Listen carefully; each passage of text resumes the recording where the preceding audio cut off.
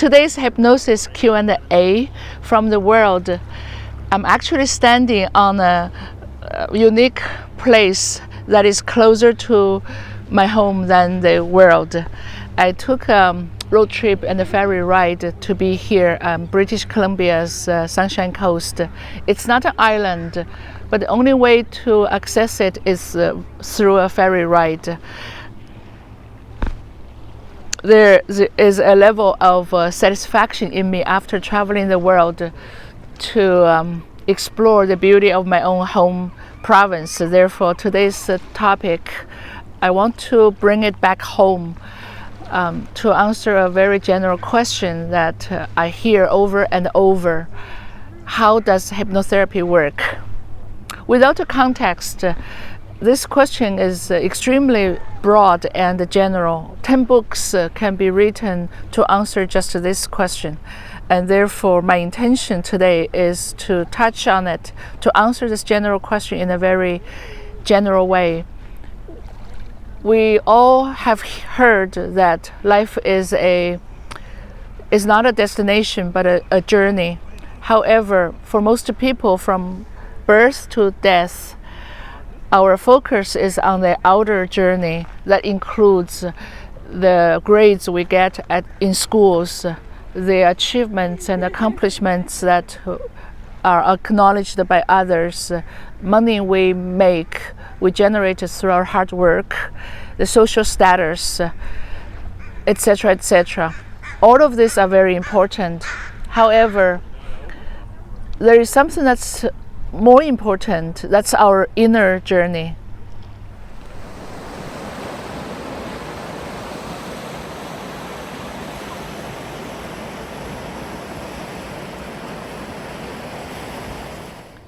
The more important journey is our inner journey.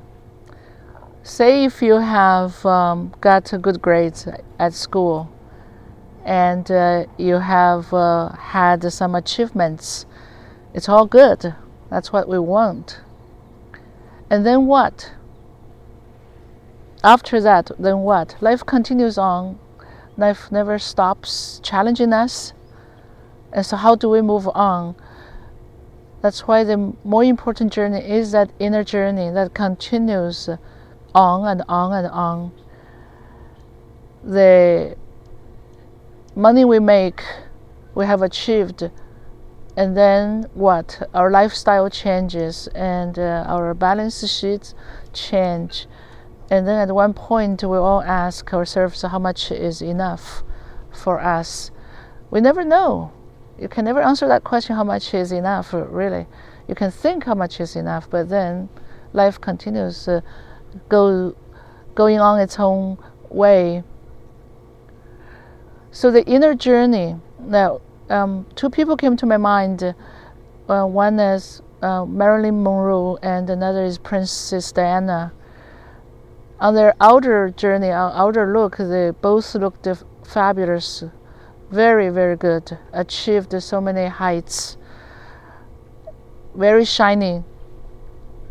But we probably know in their inner journey, according to what we read or heard, kind of quite depressed. Both of them. Depression sounded like their inner journey. So back to hypnotherapy.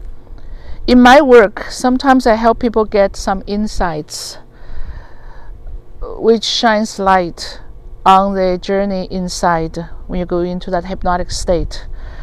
And then we shine the light further down the road.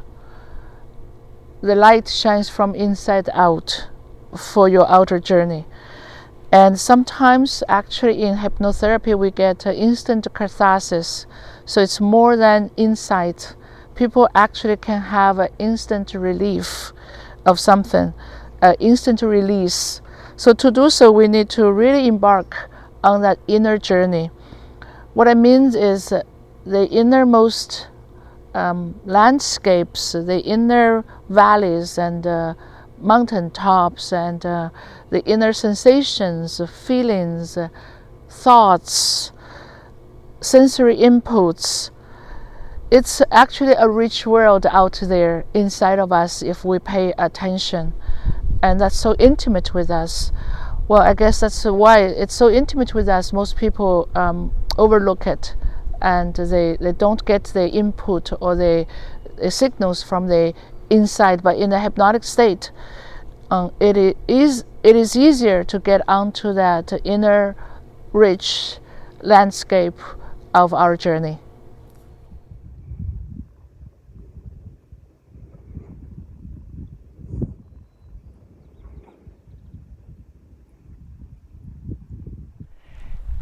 There's a little tip to start your inner journey. Whenever you feel bad about yourself, not so good about yourself, you ask yourself this question: who am I comparing myself to? And that may start your own inner journey, because questions are very good ways to get us onto a path, a journey. Subconscious mind can be engaged to offer you the answers. Anyway, we ask ourselves questions all the time, actually. We just don't notice it. For example, many people ask them this kind of question that will certainly stop them from moving on their journey, their inner journey. Questions such as, what's wrong with me? Such as, why can't I fill in the blank? Those questions stop us from going anywhere, because the ego will come in and offer all the seeming answers that are truly not true. And so, but certain questions will get us to start our journey with enough curiosity. In a hypnotherapy session, I certainly will ask you many questions. For example, some questions could be, how do you feel when you have that problem? How would you like to feel instead? What was the last time you felt this way? So that might kick us a little regression into the past, sometimes progression into the future. That's the kind of journey. So those questions can bring us home to kickstart our own inner journey.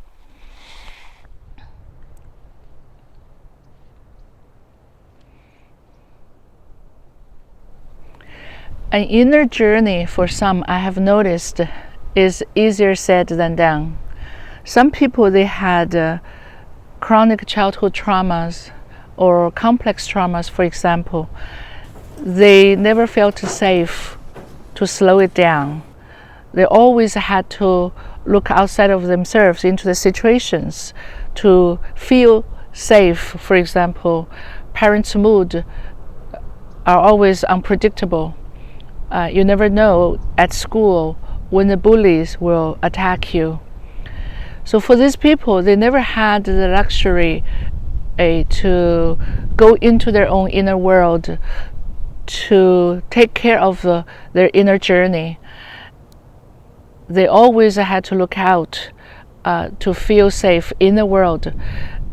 And therefore, these people, we are creatures of habits. It then becomes a way of life for them. They ignore their inner journey so much that they may not even know it's there for them. So I remember a client of mine, her boyfriend was my client, and they were fighting all the time. They love each other, but they fight. And when she, through her boyfriend, she became my client. So when we were working together into the behaviors, communications, and past traumas and the trigger points, she got a lot of insights into her feelings, emotions, and behaviors. And I remember every time when she had some insights, she got excited. She said, I'm going to write it down. I'm going to share with my boyfriend. And actually, I told her some of the insights are for you to take in. Then you change the behaviors. So to taking in and to live out, for you to live, to behave.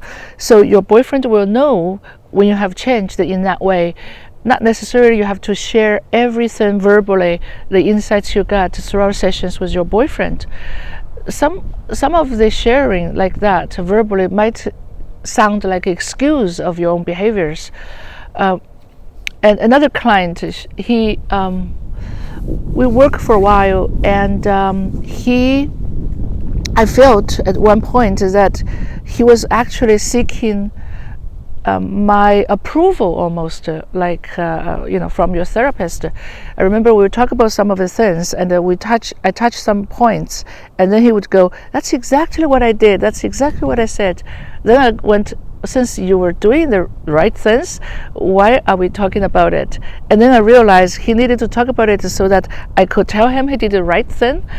Well, that's really not what therapies are about. The therapies are not about you are doing the right thing or wrong thing. It's more about, let's work together. I am always on your side so that we discover what can work for you rather than the normal right or wrong. So I'm not here to approve you for anything. You are already pre-approved by working with me.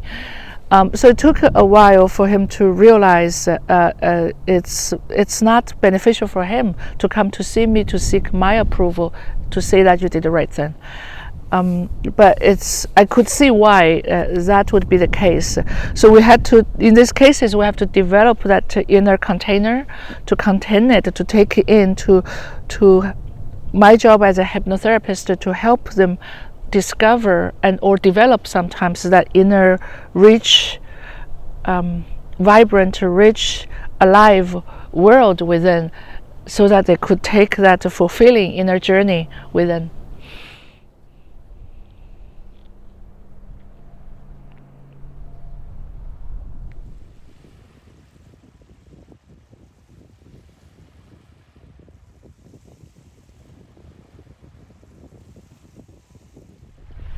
We take the inner journey, we care for the inner world, we create the inner space, which inevitably leads to inner acceptance, inner assurance, and inner peace.